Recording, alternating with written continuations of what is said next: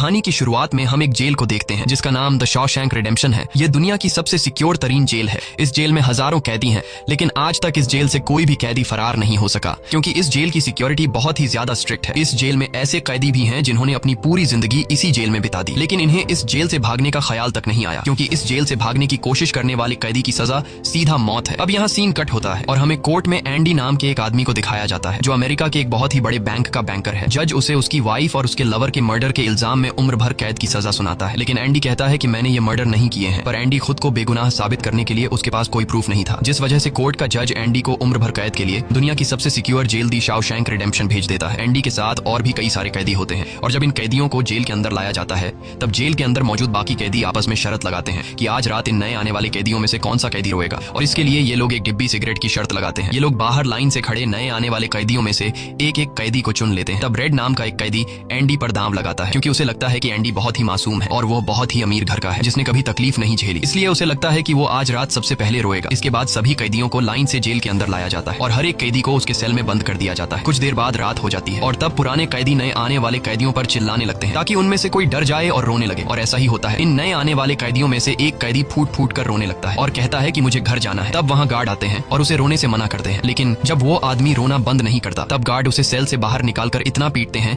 कि वह बेहोश हो जाता है। दूसरी तरफ रेड एंडी पर लगाया हुआ दांव हार जाता है और रेड समझ जाता है कि एंडी बहुत ही स्ट्रांग है क्योंकि इतना डराने के बावजूद उसने एक आवाज तक नहीं की। इसलिए अगले दिन रेड अपने साथी को सिगरेट का एक डिब्बा दे देता है क्योंकि रेड एंडी पर लगाया हुआ दांव हार चुका था। तभी हम एंडी को देखते हैं जो अकेला चुपचाप ब्रेकफास्ट कर रहा होता है। तब एंडी की मुलाकात जेल के सबसे पुराने कैदी ब्रुक्स से होती है। ब्रुक्स को यहाँ इस जेल में लगभग 50 साल पूरे होने वाले हैं। एंडी समझदारी से ब्रुक्स से इस जेल के सभी छोटे बड़े रूल्स और हर एक कैदी के बारे में जानने की कोशिश करता है। तब ब्रुक्स एंडी को जेल का हर एक सीक्रेट बता देता है और वो एंडी से कहता है कि अगर तुम्हें जेल के बाहर से कुछ मंगवाना हो तो रेड नाम के कैदी के पास जाना। ये सुनते ही एंडी भी इंतजार नहीं करता और वह सीधा रेड के पास पहुंच जाता है और रेड से कहता है कि मैंने सुना है तुम बाहर से किसी भी चीज को अंदर मंगवा सकते हो। तब रेड कहता है हाँ मैं मंगवा सकता हूँ, लेकिन ऐसी चीज जो यहाँ से भागने या फिर किसी को मारने में काम ना आती हो। एंडी रेड से कहता है कि मुझे हैमर यानी एक हथौड़ा चाहिए। हथौड़े का नाम सुनते ही रेड कहता है कि तुम्हें हथौड़ा ही क्यों चाहिए, क्या तुम हथौड़े से किसी को मारने वाले तो नहीं हो? तब एंडी कहता है नहीं, मैं किसी को मारने वाला नहीं हूँ, मेरा यहाँ कोई भी दुश्मन नहीं है। ये सुनकर रेड कहता है कि तुम्हारा यहाँ दुश्मन तो नहीं है, लेकिन जल्द ही कुछ लोग तुम्हारे दुश्मन बनने वाले हैं। वो कुछ लोगों की तरफ इशारा करके एंडी को वार्न करता है कि इन लोगों की गंदी नजर तुम पर है, इसलिए इनसे बच कर रहना। अगले दिन एंडी के कहने पर रेड उसके लिए हैमर मंगवा देता है और जब वो हथौड़ा देखता है तो रेड हंसने लगता है क्योंकि हथौड़ा साइज में बहुत ही छोटा होता है और रेड मन ही मन सोचता है कि इस हथौड़े से जेल में सुरंग बनाने में 600 साल लग जाएंगे। इसके बाद रेड ब्रुक्स के जरिए एंडी के सेल तक हथौड़ा पहुंचा देता है। ऐसे ही दिन बीतते हैं और एक दिन जब एंडी लॉन्ड्री में काम कर रहा होता है तब वो 3 लोग जिनकी एंडी पर गंदी नजर होती है वो एंडी को पकड़ लेते हैं। एंडी उनसे अपने आप को छुड़ाने की कोशिश करता है पर 3 लोगों को वह अकेले कंट्रोल नहीं कर पा रहा था, इसलिए ये तीनों पहले एंडी को खूब पीटते हैं और फिर एंडी के साथ गलत करते हैं। यह सिलसिला इसी तरह चलता रहता है। ये लोग हमेशा एंडी को पकड़ते और फिर उसे मारकर उसके साथ गलत करते रहते। इस तरह से 2 साल बीत जाते हैं और एक अनाउंस होता है कि छत की मरम्मत के लिए कुछ लोगों की जरूरत है। यहाँ कैदियों की एक टीम छत के काम के लिए तैयार हो जाती है जिसमें रेड और एंडी भी शामिल होते हैं। ये लोग सब अपने काम पर लग जाते हैं और छत पर उनकी देखभाल की जिम्मेदारी एक बहुत ही सख्त सिक्योरिटी गार्ड की होती है जिसका नाम हैडली है। हैडली बहुत ही स्ट्रिक्ट इंसान है जो जरा सी गलती पर कैदियों को बहुत बुरी तरह पीटता है। जब सभी कैदी छत पर काम कर रहे होते हैं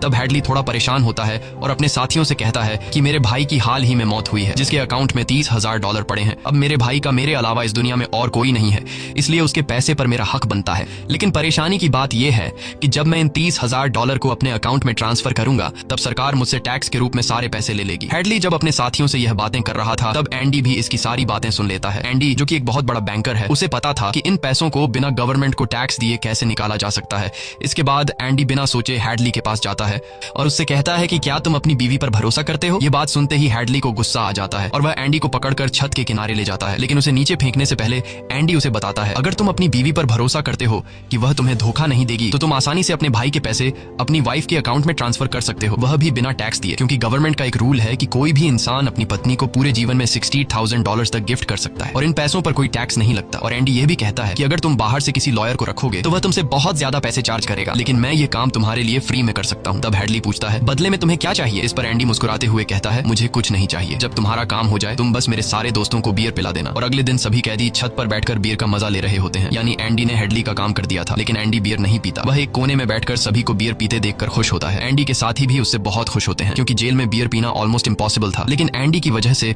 उनकी यह इच्छा पूरी हुई। फिर समय ऐसे ही बीतता है और एंडी और रेड की दोस्ती गहरी हो जाती है। कुछ दिन बाद जेल में सभी कैदियों को फिल्म दिखाई जाती है और सभी लोग रीटा हेवर्थ की फिल्म देख रहे होते हैं। तब एंडी रेड के पास आकर कहता है, मुझे रीटा हेवर्थ का एक बड़ा पोस्टर चाहिए। एंडी रेड से इसलिए पोस्टर मांगता है क्योंकि पूरे जेल में एक रेड ही था जो बाहर से किसी भी चीज को मंगवा सकता था। इसके बाद एंडी बाहर निकलता है, लेकिन जैसे ही वह बाहर आता है वहाँ वही 3 लोग खड़े होते हैं जो एंडी के साथ गलत करते थे। वह एंडी से कहते हैं, चलो हमारे साथ, लेकिन इस बार एंडी मना कर देता है। एंडी के मना करने पर वो लोग उसे पकड़ लेते हैं और उसके साथ जबरदस्ती करने की कोशिश करते हैं, लेकिन एंडी भी उनका मुकाबला करता है। पर वो लोग 3 होते हैं, जिस वजह से वो एंडी को बहुत ही बुरी तरह से पीटते हैं। पर आज ये लोग एंडी के साथ कुछ कर नहीं पाते, लेकिन एंडी को ये लोग इतना मारते हैं कि एंडी 1 महीने के लिए अस्पताल में चला जाता है और साथ ही वो आदमी जिसने एंडी को मारा होता है उसे 1 हफ्ते के लिए काल कोठरी में डाल दिया जाता है। 1 हफ्ते बाद जब वो वापस अपने सेल में आता है तो वहां पर वही ऑफिसर होता है जिसका एंडी ने $30,000 का टैक्स बचाया था, और इस ऑफिसर को किसी ने बता दिया था कि एंडी को इस आदमी ने इतना मारा है कि वो बेचारा 1 महीने के लिए अस्पताल में चला गया है। अब यहाँ वो ऑफिसर उस आदमी को इतनी बुरी तरह से मारता है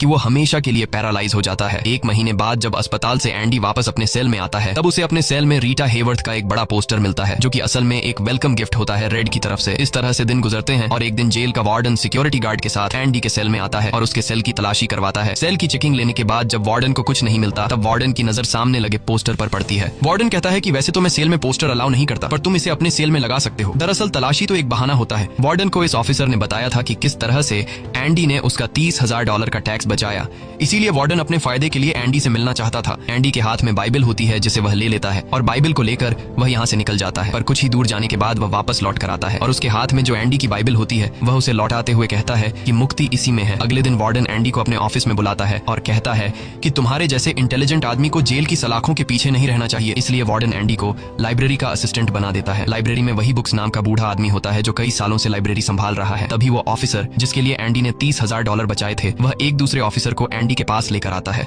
असल में उसे ITR का मसला था जिसे कुछ ही मिनटों में एंडी भर देता है, जिस वजह से पूरे जेल में एंडी के चर्चे होने लगते हैं। जैसे जैसे साल बीतते हैं एंडी के पास काम बढ़ता चला जाता है, जिस वजह से एंडी को अपने पास एक असिस्टेंट की जरूरत पड़ती है और वो अपना असिस्टेंट अपने सबसे अच्छे दोस्त रेड को बनाता है। एक दिन लाइब्रेरी में ब्रुक्स एक कैदी के गले पर चाकू रख देता है और वो उसे बिना वजह मारने की धमकी देता है। असल में सरकार ने उसकी सजा माफ कर दी है, पर वो इस जेल को छोड़कर नहीं जाना चाहता। आज उसे इस जेल में पूरे 50 साल हो चुके हैं। उसकी पूरी जिंदगी इसी जेल में बीत गई है और वो बिल्कुल भूल चुका है कि बाहर की दुनिया कैसी है। ये जेल की दुनिया ही उसकी असली दुनिया है और उसे लगता है कि अगर उसने किसी का खून कर दिया तो उसकी सजा बढ़ जाएगी और उसे इसी जेल में रखा जाएगा। एंडी के समझाने पर ब्रुक्स उस आदमी को जिसकी गर्दन पर उसने चाकू रखा था छोड़ देता है। अब न चाहते हुए भी ब्रुक्स जब जेल से छूटने के बाद बाहर आता है तो उसे बाहर की दुनिया बहुत अजीब लगती है। 50 सालों में बाहर की दुनिया की रफ्तार काफी ज्यादा बढ़ गई होती है। जहाँ सड़क पर पहले एक गाड़ी दिखती थी, अब सड़कों पर गाड़ियों की भीड़ है। कुछ दिन बाद वो एक सुपरमार्केट में काम करने लगता है, लेकिन उसका बाहर की दुनिया में बिल्कुल भी मन नहीं लगता। उसे बार बार जेल की याद आती है और वो जेल में वापस आना चाहता है। इसीलिए वो कभी कभी सोचता है कि वो कोई क्राइम करे ताकि वह फिर से इस जेल में जा सके। लेकिन ब्रुक्स इस उम्र में कोई भी क्राइम नहीं करना चाहता था और इस भीड़ भाड़ वाली तेज रफ्तार वाली जिंदगी में ब्रुक्स सर्वाइव नहीं कर पाता और अपनी जान दे देता है। मरने से पहले वो जेल में अपने साथियों के नाम एक खत लिखता है जिसे पढ़ते हुए सभी बहुत ज्यादा इमोशनल हो जाते हैं। वहीं हमें जेल दिखाई जाती है जहाँ पर वार्डन एक नया प्रोग्राम शुरू करता है। इस प्रोग्राम में जेल की कैदियों को बाहर ले जाकर काम करवाया जाएगा ताकि उन्हें पता चल सके कि मेहनत से पैसे कैसे कमाए जाते हैं, और कैदी भी इस काम के लिए मान जाते हैं क्योंकि वह सब भी बाहर की हवा खाना चाहते थे। और इस तरह से वार्डन इन कैदियों से काम लेता है। पर इस प्रोजेक्ट के जरिए वार्डन को बहुत सारे कॉन्ट्रैक्ट मिल जाते हैं क्योंकि जेल के कैदियों की लेबर बहुत सस्ती होती है और जो बाहर की लोकल कंस्ट्रक्शन लेबर की टीम होती है उन्हें कहीं पर भी काम नहीं मिलता क्योंकि वार्डन उनका काम आधी कीमत पर अपने कैदियों से करवाता है। और वार्डन आधी कीमत पर काम इसलिए करता है क्योंकि कैदी कोई लेबर तो थे नहीं जिनको वार्डन दिहाड़ी दे पाता। इसलिए वार्डन फ्री में कैदियों से काम करवाकर बहुत सारा पैसा कमाने लगता है और उसका यह पैसा ब्लैक का होता है। लेकिन एंडी एक बैंकर होने की वजह से वार्डन का सारा ब्लैक मनी व्हाइट में बदल देता है। दरअसल एंडी इन पैसों को एक ऐसे आदमी के नाम पर जमा करता है जो इस दुनिया में है ही नहीं और वह उसके अकाउंट में सारा पैसा ट्रांसफर कर देता है ताकि अगर कल को पुलिस को पता भी चल जाए तो पुलिस एक ऐसे आदमी को ढूंढ रही होगी जो इस दुनिया में कभी पैदा ही नहीं हुआ। अब यहाँ जेल में एक नया कैदी आता है जिसका नाम टॉमी है। टॉमी बहुत यंग होता है और वह इस छोटी सी उम्र में कई सारी जेलों में जा चुका है। टॉमी एक बहुत ही फ्रेंडली नेचर का था, इसलिए उसकी जल्द ही जेल में बहुत से कैदियों से दोस्ती हो जाती है। एक दिन खाने की टेबल पर टॉमी सबसे कहता है कि मैं पिछले कई सालों से चोरी कर रहा हूँ, इसलिए मैं यहाँ की कई सारी जेलों में जा चुका हूँ और इस बार भी मैं चोरी की वजह से इस जेल में आया हूँ। टॉमी की बात सुनते हुए एंडी उसे कहता है कि अगर तुम चोरी करने के बाद बार बार पकड़े जा रहे हो तो इसका मतलब ये है